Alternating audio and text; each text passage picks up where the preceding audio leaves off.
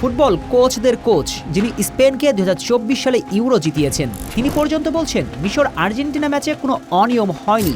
ফরাসি বিশ্বজয়ী coach Didier দেশমও বলেছেন একই সুরে কথা, আর্জেন্টিনা ফেয়ারভাবেই ম্যাচটা জিতেছে। তাহলে প্রশ্ন হচ্ছে, বিশ্বজয়ী কোচ দেশম, ইউরোজয়ী কোচ লা ফুয়েন্তে ফুটবল বোঝে না, ফুটবলের নিয়ম জানে না? সব নিয়ম কানুন জানে কি ওই দল যাদের মিশরের জন্য কষ্টে বুকটা ফেটে যাচ্ছে? চলুন স্পেন কোচ লা ফুয়েন্তে মিশর আর্জেন্টিনা ম্যাচ নিয়ে কি বলেছে তার পুরোটা জানা যাক।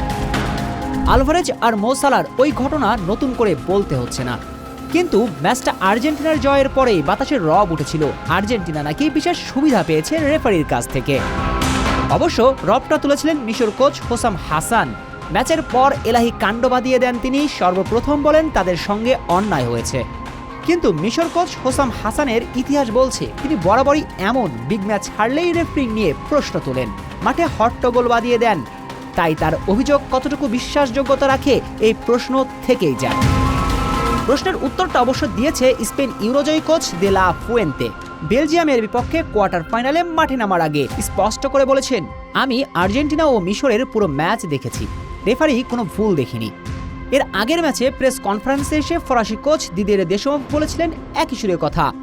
তাহলে শুরুর ওই প্রশ্নটাই করা, লা ফুয়েন্তে দেশমের মতো বোদ্ধারা কি ফুটবল বোঝে না? তারা কি ফুটবলের নিয়ম জানে না?